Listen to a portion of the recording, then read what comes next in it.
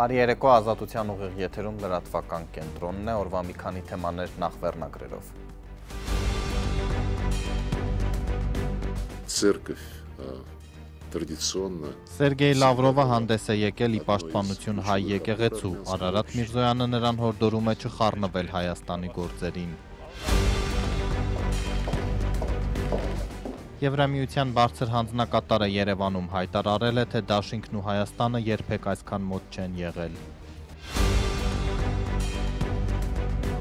Շիրակի թեմի կալանավորված առաջնորդի պաշտպանները հանցագործության մասին հաղորդում են տալու ընդդեմ վարչապետ Փաշինյանի։ Էլեկտրական ցանցերում անգրագետ են որակում կառույցը պետականացնելու նախագիծը, որ արդեն խորհրդարան է մտել։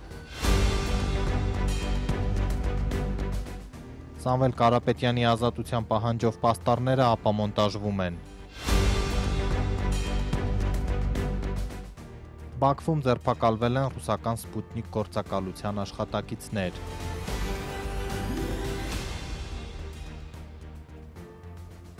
Երևանում է Եվրամիության հանձնակատարը, բարձրաստիճան պաշտոնյայի այցը համընկել է հայ-ռուսական հարաբերությունների հերթական լարված փուլի հետ։ Սերգեյ Լավրովը լուրջ մտահոգություն էր հայտնել, ինչպես ինքն էր ձևակերպել հազարամյա հայ առաքելական եկեղեցու վրա հարձակումների պատճառով։ Արարատ Միրզոյանի պատասխանը չուշացավ եվրոպացի գործընկերոջ հետ ասուլիսի ընթացքում։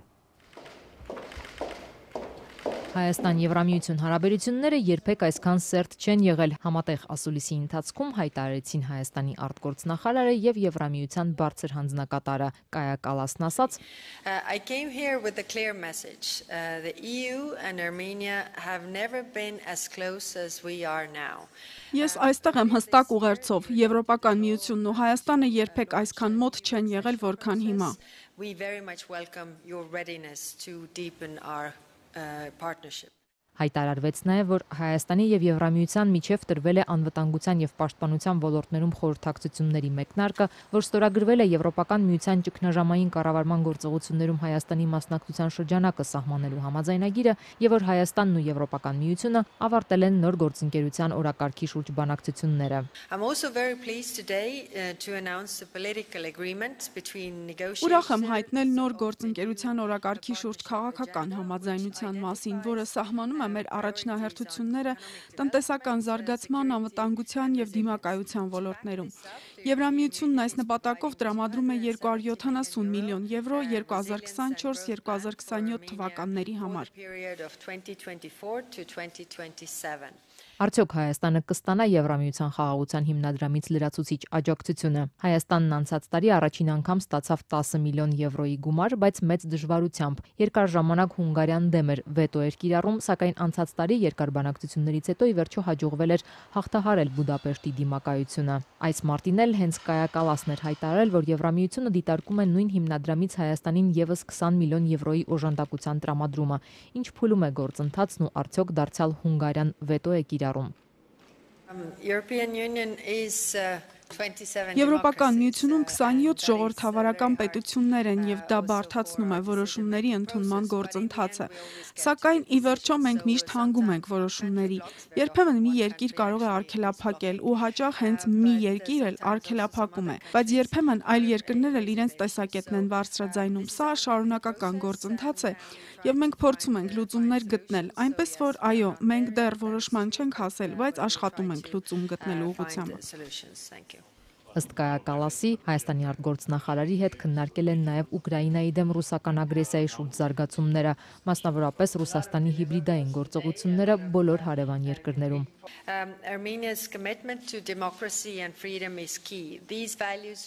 Հայաստանի հավատարմությունը ժողովրդավարությանն ու ազատություններին առանցքային են, եւ այս արժեքները պետք է պաշտպանվեն, հատկապես հիբրիդային սպառնալիքների,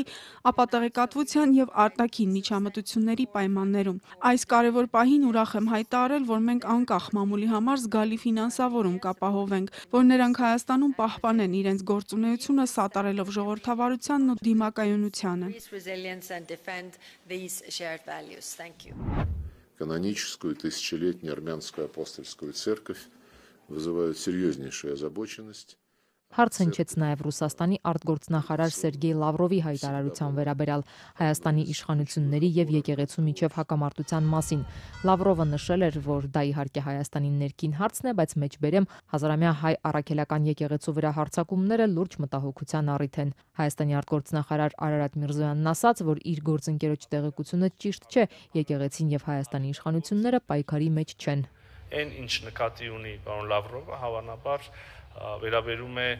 եկեղեցական մի քանի գործիչների կողմից Հայաստանի Հանրապետության քաղաքականությանը ուրեմն խառնվելու, քաղաքական գործընթացներին մասնակցելու եւ համաձայն արդեն մեր իրավապահ մարմինների ոչ ուրեմն իրավական ձևով այդ մասնակցություն ունենալու ցանկության, այն է, եթե ավելի ուղիղ ասենք, ապօրինի հեղաշրջման փորձերին մասնակցելու կամ նախաձեռնելու շուրջ դրանց այդ ելույթը, այդ դեպքը եւ կրկին ուզում եմ ընդգծել, սա իրավական process է եւ սա Հայաստանի Հանրապետության ներքին գործն է, ինչպես դուք մեջբերեցիք իրավացիորեն, պարոն Լավրովը ավելի լավ է չխառնվի Հայաստանի Հանրապետության ներքին գործերին եւ ներքին քաղաքականությանը։ Սերգեյ Լավրովն անդրադարձել է նաև հայ-ռուսական հարաբերություններին, մասնավորապես հապկում Երևանի բոյկոտին։ Հենց այսօր Ղրղստանում անցկացվում է ռազմական դաշինքի արտգործնախարարների հավաքը, որին Արարատ Միրզոյանը հրաժարվել է մեկնել։ Мы никакого давления на армянские правящие круги не оказываем, будем... Մենք որևէ ճնշում չենք բանեցնում Հայաստանի կառավարող շրջանակների վրա եւ հստակություն ենք ակնկալում բոլոր հարցերում, բայց մենք բոլորս էլ հասկանում ենք, որ եթե Հայաստանը երես թեքի իր դաշնակիցներից, մերձավոր գործընկերներից, հարևաններից, ապա դա հազիվ թե որևէ օգուտ տա հայ ժողովրդին։ Мы по-прежнему считаем Армению полноправным членом этой организации. Մենք շարունակում ենք Հայաստանը ՀԱՊԿ լիիրավ անդամ համարել։ Այդ լիիրավ անդամակցությունը սակայն ՀԱՊԿ կանոնադրության փաստաթղթերից բխող բոլոր պարտավորությունների կատարում եւս ենթադրում է։ Այդ թվում ի դեպ նաեւ անդամավճարների հարցում։ Включая, кстати, уплату взносов. Այժմ էլ բարձրաստիճան հոգևորականների դեմ քրեական գործերի մասին Միքայել arczepiskopos Աջապահյանի փաստաբանները կալանքի որոշումը բողոքարկելուց բացի նաև իրավապահներին են բողոք ներկայացնում վարչապետ Փաշինյանի դեմ, պնդելով, որ նա Facebook-յան գրառումներով ուղիղ ցուցում է տվել հետապնդել Շիրակի թեմի առաջնորդին։ Մայրաթորի երկու arczepiskoposները ազգային անվտանգության ծառայության շենքին ներքնահարկում են նույն բանտախցում։ Միքայել Սրբազանի պաշտպանական թիմում ենթադրում են, թե ինչու։ Ենթադրում են, որ հատուկ են արել, որ խոսեն, լսեն։ Շաբաթ առավոտյան դատավոր Մասիս Մելքոնյանի որոշմամբ Շիրակի թեմի առաջնորդը տեղափոխվեց Կալանավայր։ Նրա դեմ հարուցված քրեական գործի հիմքում հայտարարություններ են ռազմական հեղաշրջման անհրաժեշտության մասին։ Դրանք arczepiskoposը կրկնել է գրեթե տարին մեկ պարբերականությամբ։ Դատախազությունն ընտրել է 24 թվականի հարցազրույցը։ Միքայել Աջապահյանի հնչեցրած կոչերը հուզական կամ անզգուշությամբ թույլ տրված արտահայտություններ չեն, այլ գիտակցված գործողություն, որը տեղի է ունեցել շարունակաբար, հետևողական։ Arczepiskopos Աջապահյանի փաստաբանական թիմում պնդում են ապօրինի շինծու անհիմն գործ է։ Ռազմական հեղաշրջման մասին 23 թվականին Սրբազանը խոսել է։ Իրավապաշտպան Իոնիսյանը դիմել է դատախազին եւ այդտեղ գտել են, որ հանցագործություն չկա։ Հիմա պարզվում է կա հանցագործություն։ Փաստաբան Սարգսյանը վստահ է դատախազը վերաբերմունքը փոխել է վարչապետ Փաշինյանի եկեղեցական արշավի շրջանակներում։ Քանի դեռ վարչապետը չէր թիրախավորել հոգևորականներին, ձեր մոտ սա նորմալ է, որևէ հանցագործություն չկա։ Հենց թիրախավորեց միանգամից վերածվեց հանցագործության։ Երեմ Սարգսյանի խոսքով arczepiskopos Աջապահյանի դեմ դատախազությունը հաղորդում է ուղարկել հենց այն օրը, երբ Նիկոլ Փաշինյանն իր գրառմամբ հենց Միքայել Սրբազանին էր անդրադարձել։ Մեր իրավապահները ասենց արդեն իսկ վատ սովորություն ունեն, տեսնում են ինչա ցանկանում վարչապետը, իրենք միանգամից այդ բոլոր ցանկությունները փորձում են իրականություն դարձնել։ Այնինչ պարբերաբար ասել է arczepiskoposը զինված հեղաշրջման կոչ չէ, ասում են փաստաբանները։ Վկայակոչում սահմանադրական դատարանի մեկնաբանությունը, որում այդ կոչը պետք է լինի գործողության հրավեր նախապատրաստություն։ Հիմա ինչ է ստացվում, եթե օրինակ մի հովիվ, հա, մի գյուղից նստի եւ ասի, պետք է իշխանությունը զավթել, հրապարակային ասի, օրինակ Facebook-ով մտնի, on-line ասի։ Հիմա արդյոք այդ հովիվին պետք է դատապարտեն, ասեն դու այս հոդվածով արգելված արարքն ես կատարել։ Դատախազության տարածած հաղորդագրությունում կարդում ենք, որ arczepiskopos-ի այդ հայտարարությունները նոր լույսի ներքո են երևում Սրբազան պայքար անվանումով շարժման կողմից ահաբեկչության նախապատրաստությունների համատեքստում։ Նոր լույսի ներքո իրավական եզրույթ չկա, հակադարձում են փաստաբանները։ Երբ որ անձը նույն բանն է ասել,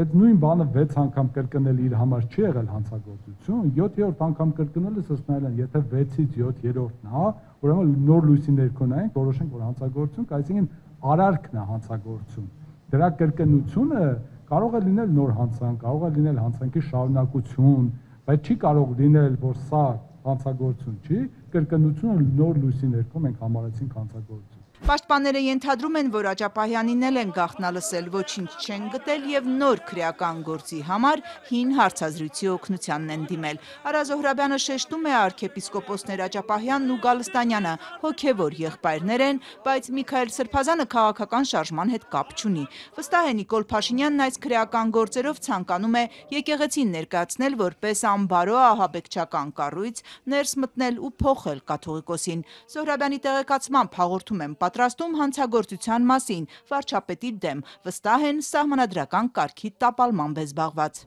Ընդհանրապես իր այս վերջի վարկակցը, որ բոլոր տեղերում ինքն է։ Ուր գնում ես ինքն է, քնիչի տեղում ինքն է, հետա քնիչի տեղում, բոլոր տեղերում ինքն է։ Բոլոր մարտահրավերները, որոնք կարող էին ապակայունացնել Հայաստանի Հանրապետությունը եւ անվտանգային մարտահրավերներ ստեղծել, այդ բոլոր մարտահրավերները մինչև այս պահը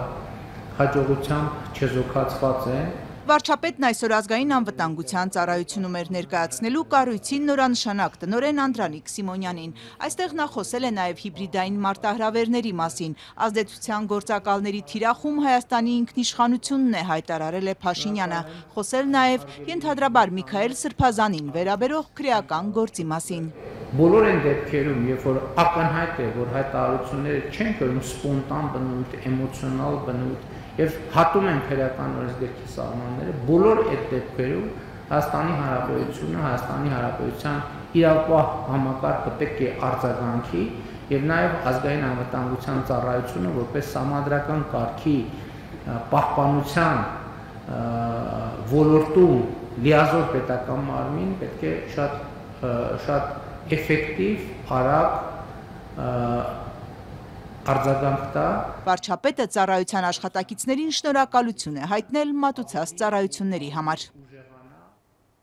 Իսկ Աջափահյանի հայրենի Գյումրիում նրա հոգևոր հոտը ստորագրահավաք է սկսել Սրբազանի ազատության պահանջով։ Մինչ իրավապահները կներխուժեին մայրաթոռ, մեկ այլ խումբ էլ խուզարկել էր Շիրակի թեմը առաջնորդի աշխատասենյակը։ Գյումրիում այսօր պատարագ է մատուցվել։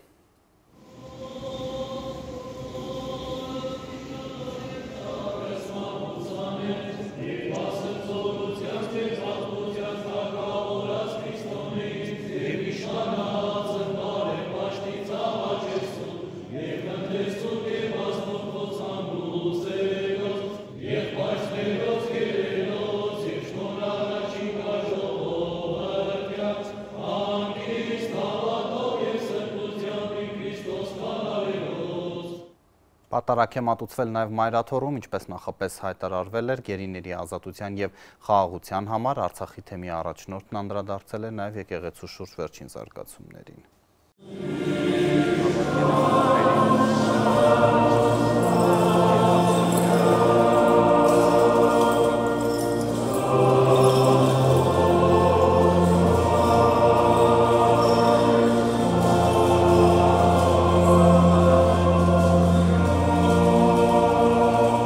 Մտահոգված ենք արդյոք գերության մեջ գտնվող մեր հայրենակիցների համար։ Աղոթում եւ այցելում ենք արդյոք մեր սիրո կարիքը ունեցող բանտարկյալների։ Եթե մենք այսօր չենք հետևում Քրիստոսի պատգամին ու չենք միանում մեր եղբայրների համար արդարության հասնելու պայքարին, ապա նախ եւ առաջ անտեսում ենք ազգության եւ հավատի համար տարատյալի ու հավատյալի իրավունք։ Եվ եթե մենք իսկ չենք բարձրաձայնում մեր իրավունքը, ապա ինչ կարող ենք պահանջել օտարներից եւ օտար պետություններից։ Պարտադիր ամեն կիրակին միակ տեղը, որ միշտ շտապել եմ, դա պատարակն է։ Այսօր Վրթանե Սրբազանն է պատարակ մատուցում, որի անպայման պետք է մասնակցենք։ Անպայման։ Պես ուխտավոր եկել եմ աղոթելու մեր հայրենիքի անսասանության համար եւ ինձ համար իսկապես շատ կարեւոր որ մենք ցանկացած իրավիճակում միասնական լինենք։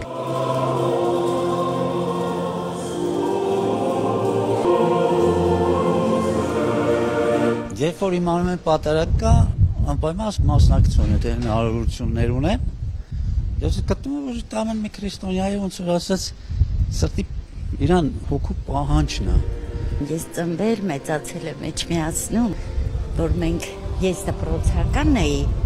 այդ փողկապը պիոներական մենք գրպանում թաքցնում էինք, գալիս էինք մայր տաճար։ Ես այս սուրբ կառույցի ամենախոնար ծառաներից մեկն եմ ու չեմ պատկերացնում, որ հնարավոր է ապրել ու չգալ ստեղ։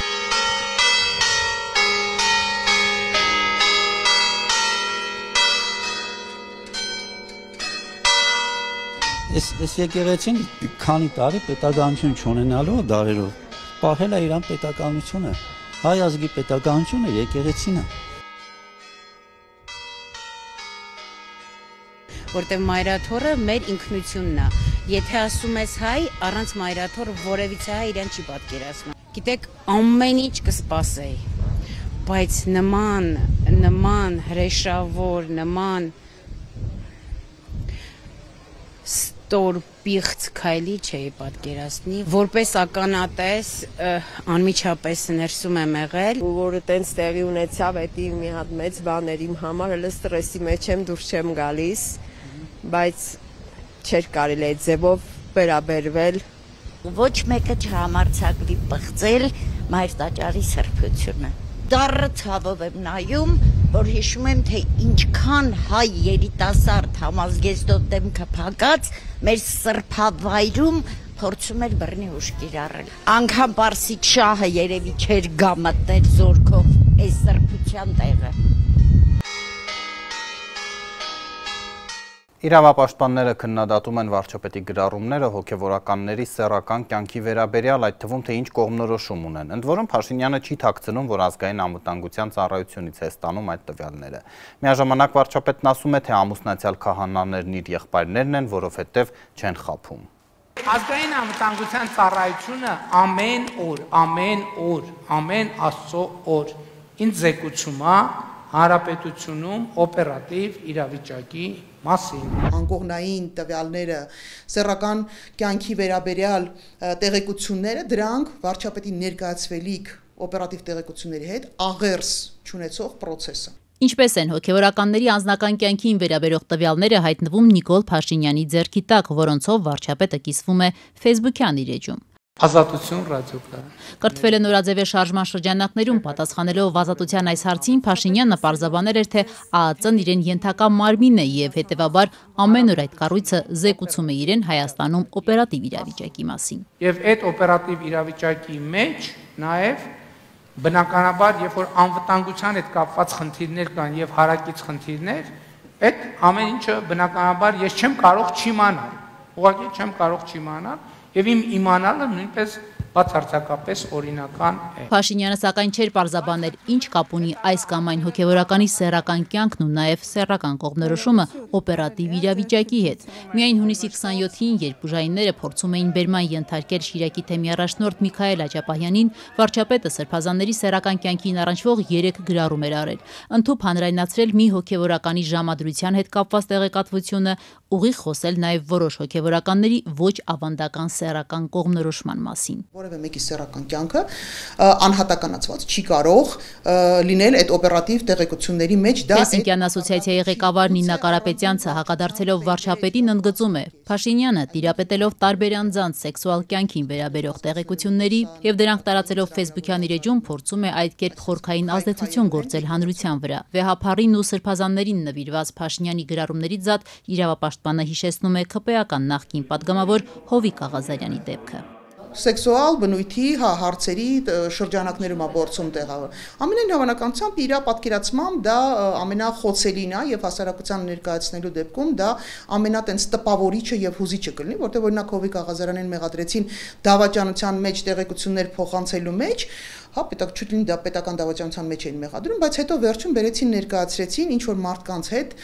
այդ թվում նաև շեշտում են տղամարդկանց հետ, ինչ որ գրառումների, ինչ որ հանդիպումների, ինչ որ բաների մասին, այսինքն իրենց պատկերացմամբ դա ամենատպավորիչն է։ Նինա Կարապետյանցը շեշտում է, քաղաքացու վերաբերյալ հատուկ ծառայությունները կարող են օպերատիվ հետախուզական միջոցառումներ իրականացնել, եթե այդ անձը կասկածվում է ծանր հանցագործության մեջ, ընդ որում նման միջոցառումների համար պետք է լինի դատարանի թույլտվությունը։ Եվ եթե որևէ մեկի անձնական կյանքի մասին իրավապահները ինչ-որ տեղեկություն են հավաքագրել, ապա Փաշինյանը իրավունք չունի տիրապետել դրանց։ Որովհետև քրեական գործերի ընթացքը ինքը գաղտնի է, դա քրեական գործերի շրջանակներում ապա այդ ընթացքը քննությունը գաղտնի է եւ այնտեղ որևէ մեկ երրորդ անձ չի կարող մասնակցել, անգամ եթե դա երկրի ղեկավարն է, նա մասնակից լինել, իմանալ չի կարող։ Անձնական տվյալները պաշտպանված են եւ հատուկ են պաշտպանված պարզ տրամաբանությամբ, որպիսի օրվա իշխանությունները անկախ անուն ազգանուններից հնարավորություն չունենան դրանք օգտագործել ի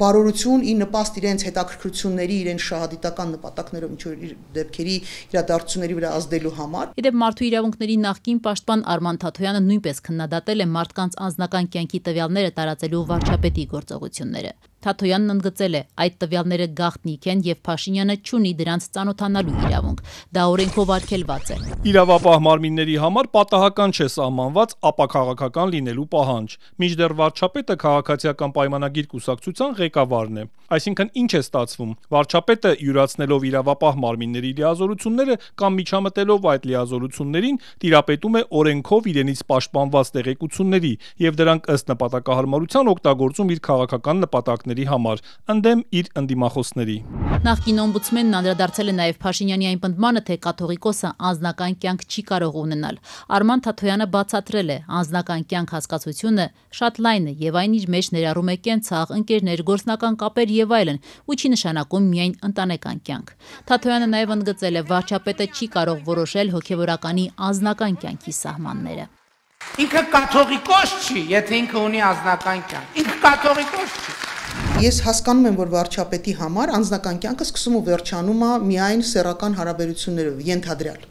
Դա այդպես չի, որովհետև ցանկացած մարդ ունի ընկերական շրջապատ, նախասիրություններ, ավելին ասեմ, կաթողիկոսը կարող է ունենալ նաև սեռական կյանք ենթադրյալ, որի խնդիրը դա վարչապետի խնդիրը չի, դա եկեղեցու խնդիրն է, դա եկեղեցականների խնդիրն է։ Ինքը չի խախտել մեր քաղաքացիական կյանքի կանոնները, ինքը խախտել է ենթադրաբար եկեղեցական կանոններ եւ իր պատասխանատվությունը պիտի լինի եկեղեցական կանոններին համապատասխան եւ ենթադրում եմ նաեւ Աստծո առաջ իր պատասխանը նա այնտեղ պիտի տա։ Վարչապետին այդ հարցի պատասխանը չունի տալու կաթողիկոսը։ Աստծո եւ կաթողիկոսի արանքը Նիկոլ Փաշինյանը չի, հաստատապես ինքը չի։ Վարչապետ Նիկոլ Փաշինյանն այսօր էլ շարունակել է կուսակրոնության թեման, օրվա ընթացքում հասցնելով եւս 2 գրառում նվիրել վեհափառին ու նրան տալով օրեր շարունակ հնչող նույն հարցը՝ զավակ ունեք։ Դուք դիտում եք Ազատության լրատվական կենտրոնը, օրվա լուրերը կարող եք կարդալ մեր Telegram-ի ալիքում, իսկ թողարկման երկրորդ հատվածում դիտեք։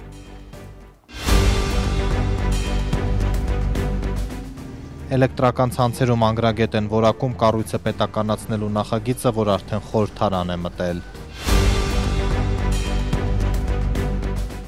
Սամվել Կարապետյանի ազատության պահանջով պաստառները ապամոնտաժվում են։ Բաքվում ձերբակալվել են ռուսական Սպուտնիկ գործակալության աշխատակիցներ։ Հանձնվել չեն պատրաստվում Սամվել Կարապետյանի էլեկտրական ցանցերում, այն պետության կառավարմանը փոխանցելու նախագիծն արդեն խորհրդարանում է, ընկերությունում հայտարարում են, որ պայքարելու են իրավական ճանապարհով, իսկ իրենց վերագրվող խոսանքազրկումների մեծ մասի պատճառը պետությանը պատկանող բարձրավոլ ցանցերն են։ Հայաստանի էլեկտրական ցանցեր ընկերությունը հայտարարում է հոսանքազրկումների դեպքում այսուհետ նաև տեղեկացնելու է, թե կոնկրետ ում պատասխանատվության տիրույթում է եղել խնդիրը։ Իրենց թե օրինակ պետությանը պատկանող բարձրավոլտ էլեկտրացանցերի։ Մեր ազգաբնակությունը գիտի, սակագինը վճարեց, գնում է Կարապետյան Սամվելի գրպանը, հոսանքը անջատվեց, մեղավորը հեծը։ Հիմա այդ տարանջատման ժամանակ արդեն պարզ կերև Ռուսաստանաբնակ գործարար Սամվել Կարապետյանի կալանավորմանը զուգահեռ իշխանությունները նրան պատկանող հեծը պետականացնելու մտադրության մասին հայտարարեցին։ Մի քանի օրվա ընթացքում հասցրին նաև համապատասխան օրենսդրական փոփոխությունների նախագիծ մշակել, որով նաև կարող են ժամանակավոր կառավարչի հանձնել ընկերության կառավարումը, եթե պատշաճ չկատարեն իրենց պարտականությունները։ Այն վաղը մեկնարկող խորհրդարանի արտահերթ նիստում կքննարկվի։ Ընկերությունը պնդում է, դիմադրելու են։ Այս ամենն ուղեկցվում է ընկերության հասցեին իշխանականների տարաբնույթ մեղադրանքներով։ Նախորդ շաբաթավերջին, երբ ամպրոպի նման պայթեց իրավապահների մայրաթոռ մտնելու նորությունը, դարձյալ հեծի անուններ շրջանառվում։ Հենց նույն ժամերին մայրաքաղաքում զանգվածային հոսանքազրկումներ էին։ Իշխանամերձ շրջանակներից շտապեցին հոսանքի անջատումը ընդդիմության այսպես կոչված հեղաշրջման պլանի հետ կապել, թե ընկերությունը դիտմամբ է այն անջատել։ Իշխանությունների թիրախում հայտնված հեծից պարզաբանեցին հոսանքազրկման պատճառ ամենևին էլ իրենք չէին։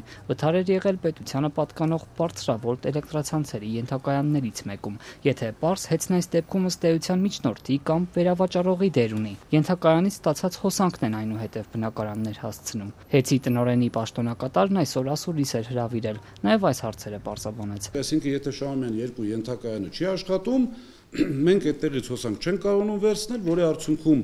դրանից սնվող բոլոր բաժանորդները մնում են հոսանքազուրկ։ Տարածքային կառավարման եւ ենթակառուցվածքների նախարարությանը ենթակա բարձրավոլտ էլեկտրացանցերը ենթակայանում վթարի մասին պնդումներին ավելի քան 3 օր է չի արձագանքել։ Օրինակ, 1 ամիս առաջ, երբ Երևանում դարձյալ հոսանքազրկումներ էին, ընկերությունը պնդել էր, իրենց ենթակառուցվածքներում վթարներ չեն եղել։ Այս անգամ քարտերություն։ Այս իրադարձություններից 1 օր առաջ էլ կառավարության նիստի ընթացքում վարչապետ Փաշինյանի շուրթերից հեծի հասցեին մեղադրանք հնչեց։ Մոլի բացմանն է մասնակցել, որի ընթացքում հոսանքն անջատվել է։ Պատկերացնում եք, մարդիկ 70 միլիոն դոլարի ներդրում են արել, 70 միլիոն, համեն դեպս ես ինձ տենց ասցին եւ չեն կարողանում բացման արարողություն անել նորմալ։ אז մենք հասկանում ենք սա, անդադ խոսում ենք ներդրումային միջավայրի բարելավում եւ այլն։ Այստեղ երկու տարբերակ կա։ Իհարկե ես ասել եմ, մի տարբերակն է նա, որ հատուկ սաբոտաժ է արվել, մյուս տարբերակն է նա, որ համակարգը տեխնիկապես ի վիճակի չի։ Երկու դեպքում էլ մենք բոլոր գծերը անցել ենք։ Հեծի տնօրենի պաշտոնակատար Դավիթ Ղազինյանը պնդում է, նորաբաց մոլի էլեկտրամատակարարումն իրենց տիրույթում չէ։ Շենքը երկու այլ կազմակերպությունների հոսանքի գծերով է սնուցվում։ Որևիցե կապ չունենք, երկու կողմից սնուցում ունի, մեկը Պեկի նախկին պաշտպանության նախարարության շենքից, այո, մեկը Կարիտաս գծից բերել է համաձայնություն տվյալ սեփականատերից, որ իրենք համաձայն են իրենց մոտ հզորության թույլատրված հզորության նվազեցումով, այսինքն իրենց ունեցածից այսքան տալիս ենք այս մոլին, համաձայն ենք, որ միանա մեր ենթակայանից, 0 պարտավորություն, 0։ Երևանում Տաշիր գրուպի սեփականատիրոջը պատկանող շինություններից շարունակում են ապամոնտաժել Սամվել Կարապետյանի ազատությունը պահանջող պաստառները։ Այսօր հերթը Ռուսաստանաբնակ գործարարի Տաշիր առևտրի կենտրոնինն էր։ Հսկա այս պաստառի մի մասն արդեն քաղաքապետարանի աշխատակիցները հեռացրել են եւ շարունակում են աշխատանքները։ Պաստառը փակցված է հենց Տաշիր առևտրի կենտրոնի դիմաց, այն 3 հարկ բարձրություն ունի։ Տաշիր առևտրի կենտրոնի ներկայացուցիչների հետ ենք քիչ առաջ խոսում, նրանք քաղաքապետարանի որոշումը ապօրինի են համարում, իսկ քաղաքապետարանը պնդում է, որ սա գովազդ է եւ հղում են անում Երևանի ավականու 2009 թվականի նոյեմբերի 18-ի N37 որոշմանը, խոսքը գովազդի տեղաբաշխման մասին է, որը պատվիրակված է վարչական շրջանների ղեկավարներին եւ նրանց թույլտվությամբ է միայն հնարավոր գովազդային պաստառներ տեղադրելու, չնայած ընկերության ներկայացուցիչները սա գովազդային պաստառ չեն համարում, քաղաքապետարանը այնուհանդերձ այն գովազդային է համարում եւ որոշել է հեռացնել տարածքից։ Քիչ առաջ ես խոսում էի ընկերության ներկայացուցչի հետ, փաստաբանն ասաց, որ վիճարկելու են քաղաքապետարանի որոշումը, այն ապօրինի են համարում։ Տեսեք, այստեղ իրականացվել է իրազեկման ակցիա,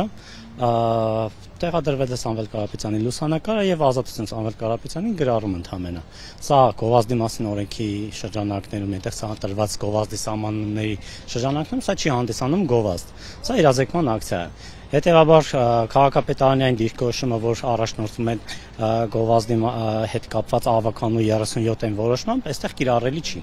Այսինքն պետք է թույլտվություն ունենայիք վարչական շրջանի ղեկավարից նոր տեղադրեիք, հա։ Պնդումը դա է։ Պնդումը դա է, որ գովազդը գովազդ է հանդիսանում եւ գովազդի մասով պետք է թույլտվություն ունենալ։ Նշում ենք, որ սա գովազդ չի հանդիսանում, հետեւաբար ստեղ 37-ն որոշումը ավական ընդհանրապես կիրառելի չի։ Ամբողջությամբ ապօրին է գործող իրականացվող գործողությունները, ավելին ամենակարևորագույն շեշտադրումը, հենց հիմա տեսնում եք, որ տրանսպորտային միջոցը նախ բարձրացել է հետիոտնի համար նախատեսած վայր, երկրորդ մուտք է գործել մեր սեփականության իրավունքով պատկանող տարածք, այսինքն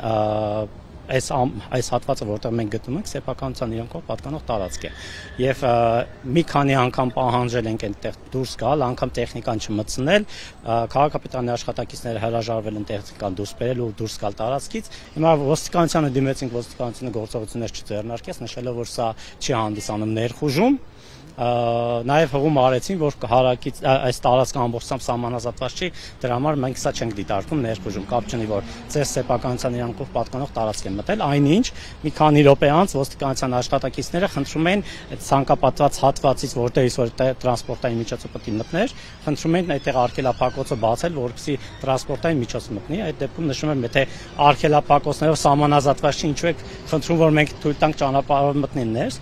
Ոստիկանության աշխատակիցները որևէ բան չկարողացան պատասխանել, ոստիկանության աշխատակիցների գործողությունները եւս ապօրինի են, քանի որ չեն միջամտում ներխուժման վերացմանը։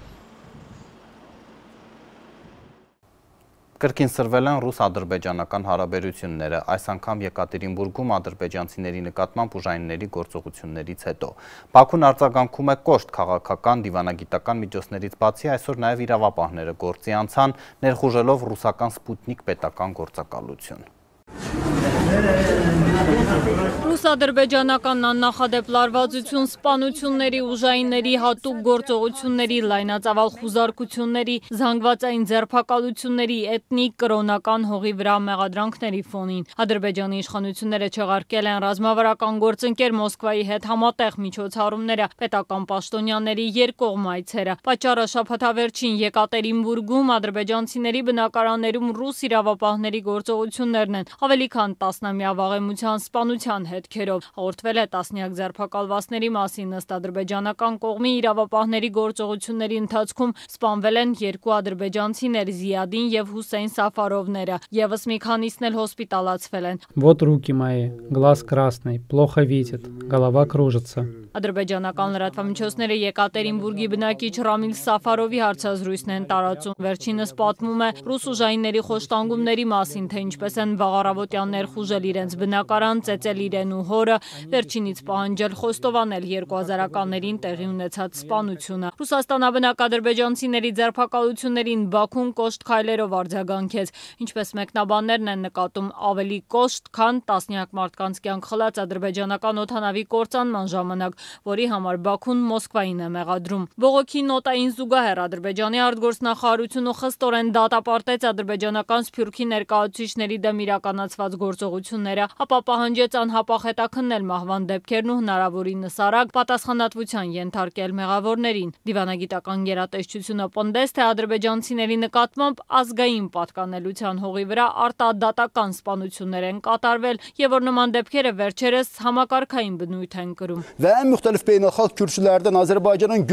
Պաշտոնական քայլերից բացի գործի դրվեց նաև ադրբեջանական գլխավոր քարոզչության մեքենան։ Պետական ASTV հեռուստաընկերության մեկնաբանը, որն ադրբեջանական իշխանության խոսափողն է, պնդեց, թե Ռուսաստանում նախանձում են Իլհամ Ալիևի համաշխարհային մակարդակի հաջողություններին, այդ երկրի նախագահ Պուտինին էլ համեմատել խորհրդային բռնապետ Իոսիֆ Ստալինի հետ։ Ռուսաստանից Բաքվին անսպասելի արձագանքեց ադրբեջանական Սփյուռքը, հակադարձելով եւ քննադատելով ադրբեջանական Ադրբեջանի իշխանություններին, Ռուսաստանաբնակ ադրբեջանցիներին միավորող կազմակերպությունը Ալիևի վարչակազմին մասնավորապես մեղադրեց Մոսկվայի հետ հարաբերությունները խաթարելու համար, ապա կոչ արեց Ռուսաստանում քաղաքական իրավիճակի վերաբերյալ գնահատականներ հնչեցնելու փոխարեն կենտրոնանալ դիվանագիտական աշխատանքի եւ հայրենակիցներին օգնություն ցուցաբերելու վրա։ Պարզաբանելով իրավապահների գործողությունները, Ռուսաստանի քննչական կոմիտեն հաղորդեց, որ մի շարք սպանությունների եւ սպանության փորձերի մեջ կասկածվող էթնիկ հանցավոր խմբի գործունեություն է կասեցրել եւ որ ձերբակալվածները ներգրաված են եղել Եկատերինբուրգում 2001, 2010 եւ 2011 թվականներին կատարված սպանությունների եւ մահափորձերի մեջ։ Ռուսաստանյան լրատվամիջոցները վկայակոչելով պաշտոնական աղբյուրները հայտնում են, որ այդ խուզարկությունների արդյունքում ընդհանուր առմամբ 5 տասնյակ մարդ է բերման ենթարկվել։ Նրանցից մեկը սրտի խնդիրների հետևանքով մահացել է։ Երկրորդ տղամարդու մահվան հանգամանքները պարզվում են։ Ադրբեջանցի պատգամավոր Էլչին Միրզաբեյլիի համոզմամբ ռուսաստանաբնակ ադրբեջանցիների թիրախավորումը քաղաքական գործողություն է, որը ղեկավարվում է Ռուսաստանի քաղաքական իշխանության կողմից։ Ռուսաստանում ադրբեջանցիների, ուզբեկների, տաջիկների, ղրղզների, թուրքմենների եւ թյուրքական ազգերի նկատմամբ իրականացվող շովինիստական, խտրական, հակամահմեդական քաղաքականությունն իհարկե պատահական չէ։ Եվ այդ քաղաքականության վերևում նստած են ռուսաստանյան քաղաքական շրջանակները։ Ադրբեջանի նախագահ Իլհամ Ալիևը մինչ այս պահը դեռևս անձամբ չի մեկնաբանել ռուս-ադրբեջանական աննախադեպ դիվանագիտական սկանդալը։ Մինչ այդ ադրբեջանի ուժայիններն այսօր ներխուժել են ռուսաստանյան պետական Սպուտնիկ Ադրբեջան լրատվական գործակալության Բաքվի գրասենյակ, որի գործունեությունն անցած ամիսներին նվազագույնի էր հասցվել ադրբեջանական օդանավի կործանմանը հաջորդած ռուս-ադրբեջանական լարվածության ֆոնին։ Բաքվի հաղորդմամբ խուզարկությունների ընթացքում ձերբակալվել է Ռուսաստանի անվտանգության Դաշնային ծառայության 2 աշխատակից, որոնք աշխատում են լրատվամիջոցում, այլ մանրամասներ չեն հաղորդվել։ Ապօրինի եւ ոչ բարեկամական գործողությունների կապակցությամբ Մոսկվայում Ադրբեջանի դեսպանը Ռուսաստանի արտգործնախարարություն է կանչվել, հայտարարել է գերատեսչության պաշտոնական ներկայացուցիչ Մարիա Զախարովան։ Կրեմլը հայտարարել է, որ Բաքվի դեմարշն անընդունելի է։ Ռուսաստանի նախագահի խոսնակ Դմիտրի Պեսկովը պնդել է, թե ռուս իրավապահների գործողությունները Ռուսաստանում չեն կարող դիվանագիտական լարվածության առիթ դառնալ։ Պեսկովին հարցրել են, արդյոք նախագահ Պուտինը մտադիր է հեռախոսազրույց ունենալ ադրբեջանցի պաշտոնակցի հետ։ Կրեմլի խոսնակն ասել է, այս պահին օրակարգում նման հարց չկա։ Հակակառավարական բողոքի ցույցերը Սերբիայում շարունակվում են, հազարավոր ցուցարարներ փողոցներ են փակել մի քանի քաղաքներում, պահանջելով ազատ արձակել ձերբակալված համախոհներին։ Նախագահ Ալեքսանդր Վուչիչի հրաժարականի պահանջով վերջին հավաքին 100,000-ից ավելի մարդ է մասնակցել։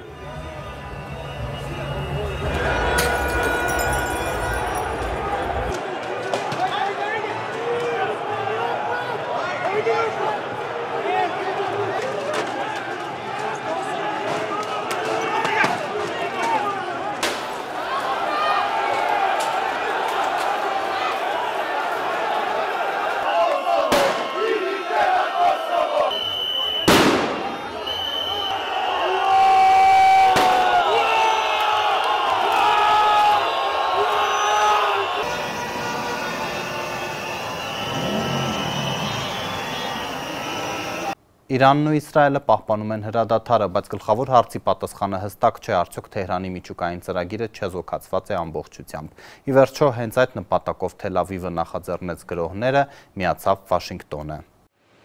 Միացյալ Նահանգների նախագահը հերքել է լուրերը, թե Վաշինգտոնը փորձում է Իրանին վերադարձնել բանակցությունների սեղանին, քննարկելու բալիստիկ եւ միջուկային ծրագրերը։ Դոնալդ Թրամփը սոցցանցում գրել է, որ ԱՄՆ-ն ոչինչ չի առաջարկում Իրանին, ապա վերահաստատել պնդումը, թե լիովին ոչնչացրել են Իրանի միջուկային օբյեկտները։ Սպիտակ տան ղեկավարի հայտարարությունը հաջորդում է ամերիկյան լրատվամիջոցների հրապարակումներին, թե Իրանին բանակցությունների վերադարձնելու համար ԱՄՆ-ն մտադիր է վերացնել պատժամիջոցների մի մասը եւ Իրանին հասանելիություն տրամադրել սառեցված գումարներից $30 միլիարդ, որը Թեհրանը պետք է օգտագործի էլեկտրաէներգիա արտադրելու համար։ Իրանի փոխարտգործնախարարն էլ BBC-ին տված հարցազրույցում ասել էր, որ Թրամփի վարչակազմը Իրանին բանակցությունների վերադարձնել փորձում է միջնորդների միջոցով։ Մաջիդ Թախտ Ռավանչին նշել էր, որ ԱՄՆ-ն պետք է բացառի Իրանի դեմ հետագա որևէ հարձակում, եթե ցանկանում է վերսկսել բանակցությունները։ Սակայն Վաշինգտոնը ըստ նրա նման երաշխիք դեռ չի տվել։ I'm telling you that we have not agreed to any date. Մենք չենք համաձայնել հանդիպման ամսաթվի ձևաչափի շուրջ։ Հիմա ձգտում ենք ստանալ հարցի պատասխանը, արդյոք ականատես կլինենք ագրեսիայի կրկնության,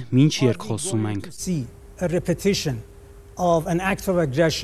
while we are engaging in dialogue. Իրանցի պաշտոնյան նաև ասել է, որ հնարավոր բանակցությունների ժամանակ կպնդեն, որ Իրանը պետք է խաղաղ նպատակներով ուրանը հարստացնելու հնարավորություն ունենա։ Մինչ Թրամփը վերահաստատում է, որ ոչնչացրել է Իրանի միջուկային ծրագիրը, ատոմային էներգիայի միջազգային գործակալության ղեկավարը CBS News-ին տված հարցազրույցում հայտարարել է, որ չնայած Ֆորդոյի, Նաթանզի եւ Սպահանի օբյեկտներին հասցված հարվածները հետ են գցել Իրանի միջուկային ծրագիրը, սակայն հնարավոր չէ պնդել, թե ամեն ինչ ոչնչացվել է։ Բացի դրանից, ըստ Ռաֆայել Գրոսիի, Իրանն ունի միջուկային հարստացման համար անհրաժեշտ գիտելիքներն ու տեխնոլոգիաները եւ իր միջուկային ծրագիրը կարող է վերսկսել մի քանի ամսում։ There is also the self-evident. Կա նաև ինքնին ակնհայտ ճշմարտություն, որ Իրանն ունի այդ գիտելիքները, արդյունաբերական հզորությունները։ Իրանն ունի բարձր մակարդակի տեխնոլոգիական զարգացվածություն միջուկային ոլորտում։ Ֆրանսիայի նախագահը Կիրակի իրանցի պաշտոնակցի հետ հեռախոսազրույցից հետո սոցցանցում գրել է, որ իր ուղերձը Թեհրանին եղել է հստակ՝ վերադառնալ բանակցություններին եւ քննարկել բալեստիկ եւ միջուկային ծրագրերը, նաեւ վերականգնել ատոմային էներգիայի միջազգային գործակալության հետ համագործակցությունը, որից Իրանը հրաժարվել է անցած շաբաթ, հայտարարելով, որ այն չի դատապարտել իր միջուկային օբյեկտներին Միացյալ Նահանգների եւ Իսրայելի հարվածները։ Իրանի արտգործնախարարության խոսնակն իր արդին ասել է, այս պարագայում չի կարելի Իրանից ակնկալել, որ պահպանի գործակալության հետ համագործակցությունը եւ ապահովի նրա տեսուչների անվտանգությունը։ Էսմայիլ Բաղային նշել է դժգոհ են Ռաֆայել Գրոսիից։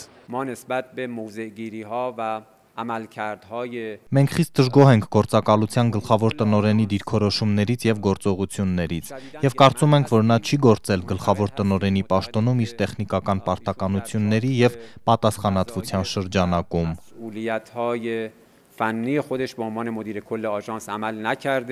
Մեծ Բրիտանիան, Ֆրանսիան եւ Գերմանիան այս հայտարարությունը համարել են սպառնալիք եւ դատապարտել այն Իրանին կոչ անելով ապահովել գործակալության աշխատակիցների անվտանգությունը։ Այս ֆոնին բացառիկ կադրեր են հրապարակվել Թեհրանի Էվին բանտից, որին Իսրայելը հարվածել էր հունիսի 23-ին։ Նոր կադրերը վկայում են լայնածավալ ավերածությունների մասին։ Իրանը հաղորդում է, որ առնվազն 71 մարդ է սպանվել այդ հարձակման հետևանքով։ Մինչ Իրանը փորձում է ուշքի գալ 12-օրյա պատերազմից, որի հետևանքով զոհերի թիվը երկրում գերազանցել է 900-ը, Իսրայելի վարչապետը հայտարարել է, որ պատերազմում տարած հաղթանակը նոր հնարավորություններ է ստեղծել Իսրայելի համար, այդ թվում Գազայից իսրայելցի պատանդներին վերադարձնելու առումով, որոնք այնտեղ հայտնվել էին 2023 թվականի հոկտեմբերին Իսրայելի վրա պաղեստինցիների հարձակման ժամանակ։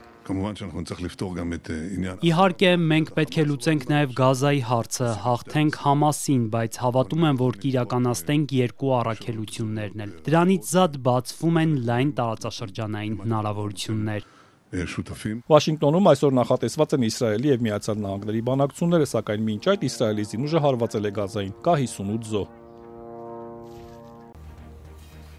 Այս թողարկման վերջին տեսանյութներ, Ազատության լրատվական կենտրոնը ձեզ հրաժեշտ է տալիս օրվա մյուս լուրերի համար բաժանորդագրվեք մեր էջերին սոցիալական ցանցերում։